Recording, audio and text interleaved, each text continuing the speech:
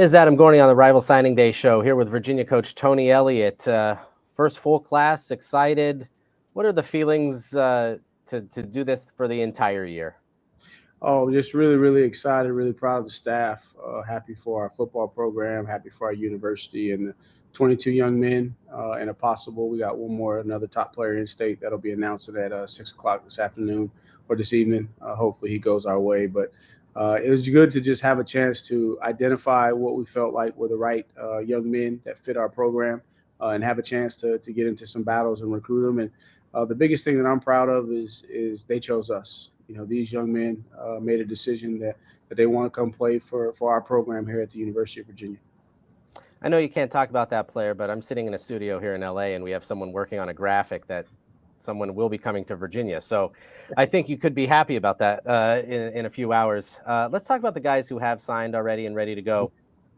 And one really catches my eye, Jaden Gibson. I mean, Yep. The stats are incredible. Over 100 catches, nearly 2,000 yards receiving, nearly 30 touchdowns. That kind of production, and especially with your background as an offensive mind, how excited are you to work with him? Man, extremely excited. First and foremost, he's an outstanding young man, comes from a great family, comes from a family of educators, and comes from a program that's got tradition and history. And the biggest thing I like about him is he's a football player. Man, he's a football player. He loves the game. He's a student of the game. Very, very versatile. So I'm excited about the versatility that he brings because, he's about a 6 foot guy, but he can play big on the outside. He has the short area quickness in the slot, and then he's also a guy that you can do a lot of different things within your offense because of his football IQ. Anthony Calandri, the quarterback commit, wasn't highly recruited, but another guy that's just sort of a player that really knows what's going on. What did you see from him, and why did you want to get him in? Well, first and foremost, if you go watch him spin the football, I don't know if you're going to find anybody out there that can that has the arm that he has and the touch and the ability to make all the throws. But the thing that really attracted me to him is the decision that he made to go play high school football, where he decided to go play high school football. Has to commute a little bit every day, but he chose to go be a part of a program that has a rich tradition. I would probably say that program per capita probably has one of the highest NFL rates there at Lakewood. But for him to go into that environment and to lead and to galvanize those guys, when you watch him play, he's got some edge to him. He's got some fire. He's very, very competitive, and then he has the arm talent. And we weren't at one bit worried about him. He's a 6 foot guy. I think he's grown maybe a little bit. He might be pushing 6'1", but he's a competitor. He loves to compete. He's a leader, proven leader, and he's a really good football player. Tony, something that's really affected every recruiting class is the portal. Yep. You've lost guys, you're going to gain guys. How do you sort of envision using it, especially at Virginia, where there, might be some academic restrictions or concerns that some other schools don't really have to deal with, which is probably a positive for you in the end. Right. But how do you kind of see this working out? For me, I want to be a program that's built through the draft. We had 22 guys that we signed, and hopefully a 23rd this evening.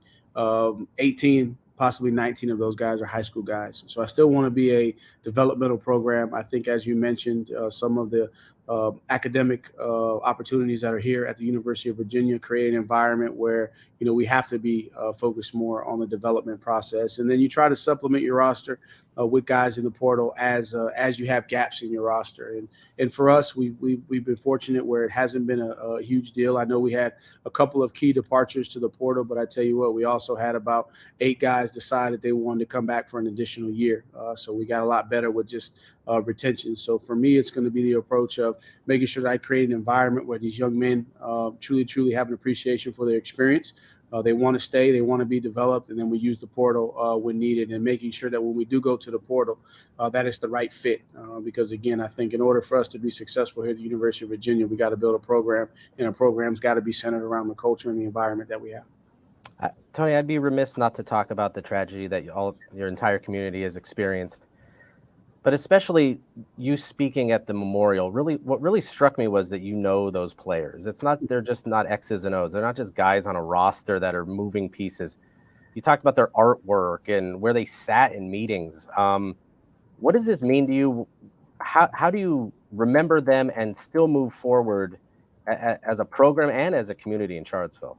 Right. I think the message that I've given to this program and to the staff in particular, and we'll continue to reiterate this message when our guys come back from break, is that we all should have a reset, and we all should be focused on why we do this to begin with.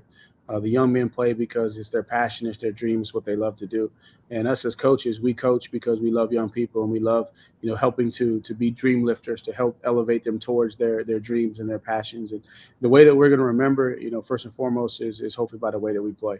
That every time we step on the field, our guys play with a passion and enthusiasm and a love for the game, in remembrance of those guys. And we're working through different ways we can memorialize those guys throughout the institution, throughout the football program, and for years to come. But I'm working on different patchwork that I can put onto the jersey decals in the short term.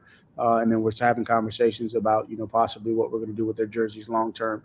But they won't be forgotten. As long as I'm the head coach here, those guys will always be remembered. And when we complete the new facility in 24, there'll be specific spaces in the facility that we'll use to memorialize those guys, because again, it was a situation where these young men were doing exactly what they were supposed to do, and they paid the ultimate price by giving their life, which now should inspire our lives going forward. Yep. That is Virginia coach Tony Elliott. Tony, thanks for joining us today. I appreciate y'all. Have a good one. Okay.